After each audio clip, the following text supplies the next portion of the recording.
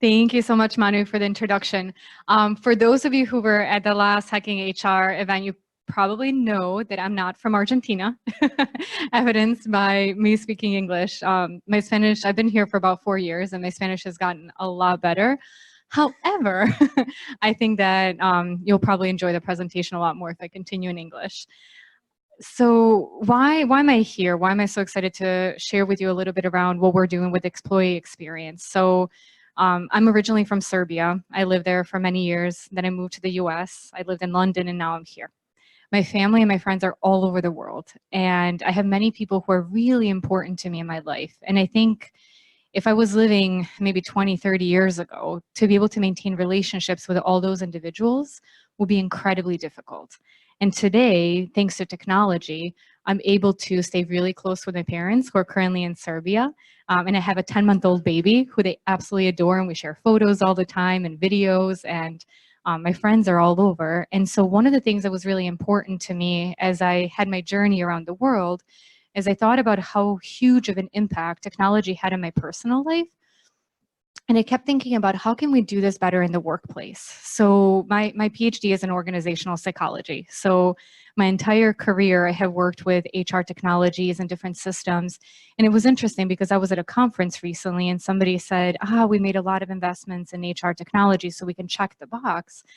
And I'd asked her, well, what kind of investment? We have an HIRS and, we have all of our employee information in there. And I said, but what do you do about employee relationships? How do you make sure the connections are created? How do you continually develop your employees? And she kind of looked at me and she said, we don't do much about that. It's more about system of records. And another gentleman I was speaking with recently, he said, my HR department used to be called a policy machine gun, because all that we ever did was create policies. And I'm so excited to really be looking at employee experience now and put employees at the forefront. And so what I wanted to share with you today is just a little bit of a story around what do we see as a typical employee experience. So let me see if I can advance. Oh, maybe? Okay. Test it. Yeah, so instead of pointing here, I got it. So I wanted, it's interesting because all of us have started a job at some point in our lives. Maybe we've been in one for a while, or maybe we started very recently. But I think the story will be able to resonate with many of you. So this is the first day on the job, right? And most organizations have some kind of orientation. So whether you have thousands of people working in your organization, or maybe just several hundred, you usually have some kind of onboarding. And that's such an exciting time for employees, right? It's day one and it's the first step in their dream and they're thinking about the kind of impact that they can have, and they just made a change and the future looks bright. They're excited, they're starting out their career now with this new organization. And so you have this day where you're, exchanging organizational culture information, the different rules, policies, if we're lucky to get their laptop, their passwords and everything, right? And so it's day one, everybody's ready to go. And then what happens is they leave orientation and they go on their first day of their job and they're thinking, I can't wait to meet people around me. And they exchange pleasantries, and they might say, Leo, it's really nice to meet you. I'm Sanja. Tell me a little bit about your job. Manu's sitting next to me. That's great. But then all of a sudden what happens is everybody's really busy. And everybody's got a lot of meetings and they have a lot of appointments. And so you exchange a little bit of information, but you don't really get to know people around you. And you sit down and you think, okay, maybe I'll catch them at lunch, or maybe there'll be a better time, but at least I know Leo and Manu now. I don't know much about them, but I know who they are, and let's see how the rest of the days go. And then if you work for a larger organization, that happens all around. You have all these individuals that are stepping in for the first day and are not really having an opportunity to connect with their colleagues. And so you have really floors full of people, but they're more as individuals than working as groups. And then meetings. So I won't ask for the raise of hands because it's been funny in the places that I've been, but I've gathered now, having traveled and met a lot of people, that most of us think we're in a lot of meetings, maybe too many, right? And so we have all of these different interactions with different individuals. And I recently watched a video by Simon Sinek, who's a very famous author in the area of human capital. And he was saying, in some ways, technology can hurt us in meetings because we come, we sit down, and maybe we're still waiting for Vale to arrive and we're checking our email and none of us are really talking. And maybe I know some people in the meeting, a lot of them I don't. And so instead of actually having a conversation, we're checking to see what's going on, answering the one last email and waiting for the meeting to start. So we're having all of these interactions, going through our agenda and then moving on to the next meeting. And then there's the boss and the person that you probably met during the interview process that promises that he's really big into development, right? And he has weekly one-on-ones with his team and he really, really cares to have people grow. And so what happens is, as a new hire, you join the organization and your weekly one-on-ones actually turn into monthly one-on-ones. And it's not necessarily because your leader, your boss is a bad person. They're really busy too, and they have different agendas. And what happens is now you meet once a month, you go through your deliverables and you say, okay, am I getting the things that I need to get done? What's my next task? And leaves very little time for development. And 3 months in, this is you saying, what have I done? You know, I thought this was such an amazing opportunity. And did I make the right choice? Because this is not what I thought I was signing up for. And so I wanted to go through the same type of scenario, but put a little bit of touch of technology into these different kinds of situations. So we still have orientation, right? So for most organizations, we start and we still need to get our laptops and we need to learn about our policies and learn a little bit about culture. But one of the things that we started to do at Globant is through technology, we actually give our employees the ability to learn about their colleagues from day one. So at the end of your first day, you can go into StarMeUp, for example, and learn, I can see what Leo's interests are. And I can see that both of us really like cooking. And I can look at Manu and I can see both of us really like to go to the beach. And I can look at Vale and I can see that family is really important to her. And so what starts to happen is I know who's on my team and I can start to look and see, you know, people really give Leo a lot of recognition for being a big thinker. And Vale, she really likes to have fun. So now I start, even without setting, without setting a foot, on the first day of the job, I start to relate and know my colleagues better. And so what happens is it changes the dynamic on day one, because now I can come in and say, Leo, it's really great to meet you. Hey, I see that, you know, we both have cooking in common. Isn't that great? Really looking forward to talking with you about that at some point. Or Manu, I saw that you worked on this really big project. It's so great. I'd love to learn more about it at some time. So all of a sudden, you can start to have more information before you even enter the organization. And those conversations become a lot warmer, a lot faster, and you get to know individuals a lot quicker. Okay, now I can't change meetings. That's something our technology has not done away with, and the meetings will continue. But similar to the first day of the job, what happens is if I'm going in and it's the first time that I have a meeting with Lou, maybe, I can look and learn a little bit about Lou. So when I go and I sit down in that conference room, I can connect with her. I don't need to wait to see who's going to exchange hellos, who's going to ask what. I can say, wow, Lou, I saw that you just worked on this really big project. How amazing is that? Tell me a little bit about it while we wait for Vale to join us. So the dynamic in that sense changes.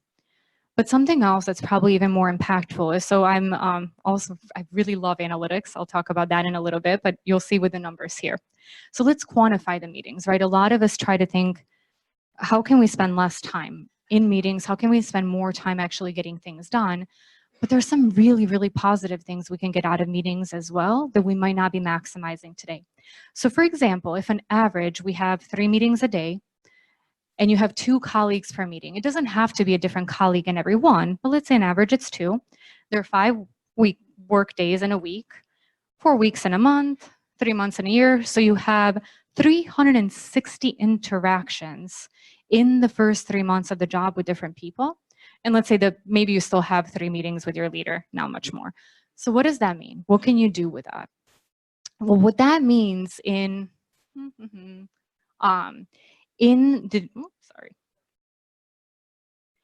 with technology, that makes a huge difference where before I would be dependent on recognition, I would be dependent on feedback only from my leader. Right? So all of those meetings that I'm waiting for that are now happening once a month where he or she just doesn't have that much time, now I can really get that information from my colleagues too. So think about 360 different interactions you have with different people, and those individuals to be able to give you, have the ability to give you feedback and give you recommendations on your performance from all the different angles. So it's not just my interaction with Leo, maybe in one meeting, but he sees me in different kinds of scenarios. He sees me presenting in front of a group. He sees me in a product meeting. And so he can give me recommendations of what am I really good at and what can I improve to be even better in my job. But also we can give recognition to each other. And one of the key things that we're seeing in studies time and time again, that people really want to feel valued for their work. They want to be recognized. And if you're meeting with your leader just once a month, that's not going to be enough for somebody to really have the power, have the ability to give that kind of recognition. And a lot of times what might historically happen is maybe he or she sends an email and it gets stuck in your inbox with about 300 other messages that are coming in. So it's not as powerful. So the ability to be able to take all of those interactions with different individuals, have information about growth, and be able to recognize for our work really changes the dynamic, and it can tremendously change the organizational culture, because all of a sudden our experience with a company doesn't depend mostly on one person, doesn't even depend only on the people that I'm surrounded with in seats, because any individual that I'm interacting with all of a sudden is empowered to help me understand how it can be better, what I'm really good at, and feel valued for the work that I do. So one of the things that we don't, I think, talk about in technology as often, and I see this huge movement now happening over the last few years, is data. And what kind of information, what kind of insights can we get out of all of these different interactions, not only to help the organization become better, but really help our employees be more productive and enjoy the environment that they're in. So these are just a couple of examples from Globant for the things that we've looked at. So if you've looked at research or data in the last few years, you've probably seen a lot of information on organizational network analysis. And the reason why that's so powerful is you can take your organization and understand how are individuals interacting, right? So I was giving an example of the different people that I work with, some on my team, some on different teams, future of organizations, different parts of Globant. But without data, it's really difficult to know how is our relationship. Because maybe Leo and I are in many meetings, but are we getting things done? Are we getting along? Those kinds of interactions can really give us a lot of transparency on the strength of our teams and where there's opportunity to improve. And we do that all the way from individual basis to understand how strong is somebody's network, to organizational basis, to be able to see this is data from some time ago with our team in India, to be able to see our India team is incredibly well connected between themselves, but there was an opportunity for them to become better connected to the rest of Globant. And that's something we were able to see from our data that otherwise we wouldn't have known. And then when we looked at an individual's personal network, we were able to identify those individuals who can really truly make a difference, and we're able to send them to India to actually help that group incorporate better. Another thing that we're doing a lot of work on, and we're getting a lot of questions about because it's very topical for organizations right now, is attrition and retaining the best people.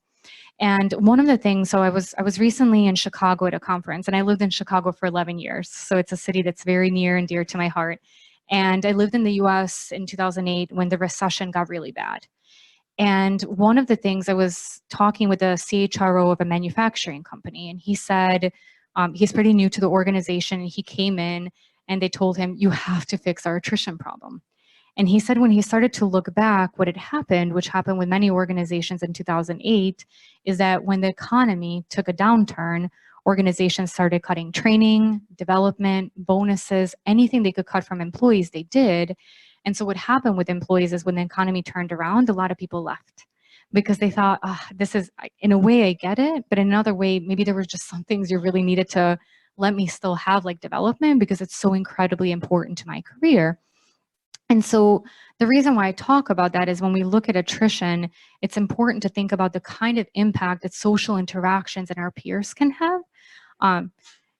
It's not free, but it's certainly incredibly impactful. So when you think about development, when you think about us being able to exchange information and be able to say, this is what I need to do, this is how I can grow. And if you have that, no matter how the economy is performing, that shows the employees you still really care about them, and you care about their growth, and you care about their career, no matter what the economy is doing, because once the economy comes out of the recession, they will be able to take those skill sets and apply them and continue to grow inside your organization. They don't need to look elsewhere to get better.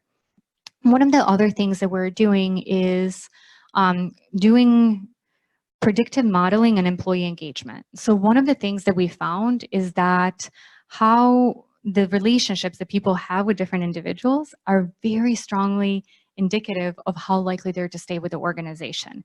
And so what we're doing is we're looking at behavior of people and saying, how can we find a moment that somebody starts to become disengaged?